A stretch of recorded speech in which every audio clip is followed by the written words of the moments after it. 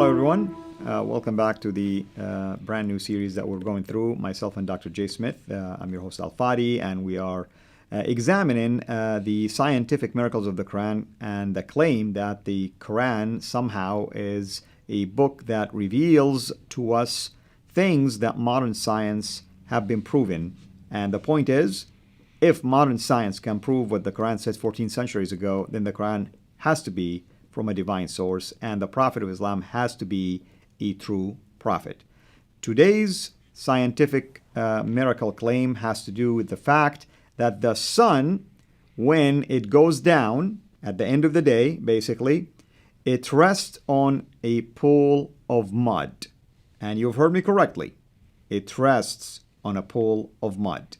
And with that, I'm going to turn over this discussion to Dr. Jay Smith. Well, let's really just read right from the Quran itself. Verse 86 of chapter 18. Now, this is the story of Dhu al-Qarnayn, and we know Dhu al-Qarnayn is Alexander the Great. Alexander the Great, exactly. He is well known. We have biographies of him. 3 biographies have written him from the 3rd century BC.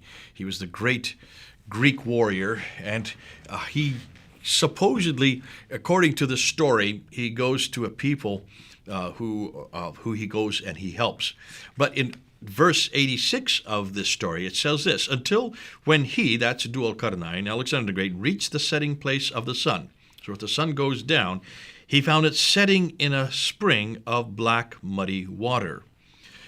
Now, today we know that that's not correct.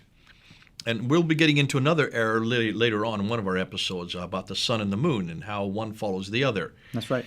So if you see the sun setting in water, you're assuming, therefore, that it's moving down, and you're assuming that it's going around, because then it says the next day he sees it coming up on the other side. He runs to the east, then the next day, and he sees it rising out. But it sets in the west, and he rises over the run and sees it coming up in the east. So you can see that this is a very pre-scientific view of this sun and the earth. And it suggests clearly that the sun is going around the earth. That's right. Now, we know it doesn't happen that way. In fact, Copernicus was one of the first to actually make this discovery that actually we go around the sun, just the opposite. Correct. But if you are pre-scientific, you could see you'd come up to this kind of conclusion.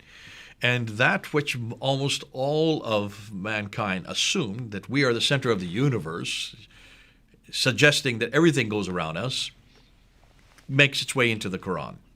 Proving that this is not a proof of the Quran, like Muslims like to claim. It is a glaring error. Understandable, I can understand it, but still an error. That's right. So now back to the pool of murky water.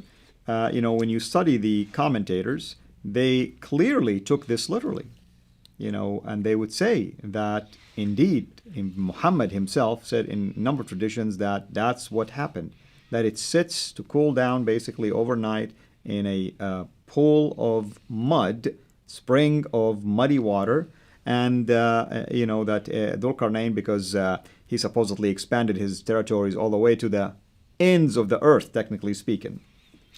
Interestingly, there is a hadith that actually goes and says that as it sits there and waits, the sun has to wait until Muhammad asks permission for it to rise again. That's traditions. We have to be careful because we are really confronting the Quran. And nonetheless, even the sun asks for permission too. The sun has to ask permission. And you can see that this is very much a man-centered viewpoint of how this must have happened. This is what going. I don't want to get into the traditions too much because we're trying to unpack this, but that would support what we see here in chapter 18, verse 86. Absolutely.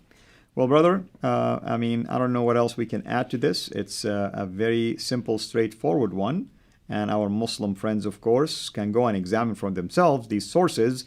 And if you truly believe that the sun sits in a pool of mud, then we may want to have to visit, science again and study astronomy and learn what modern science have revealed to us in terms of the how the sun in the universe basically is the center of our particular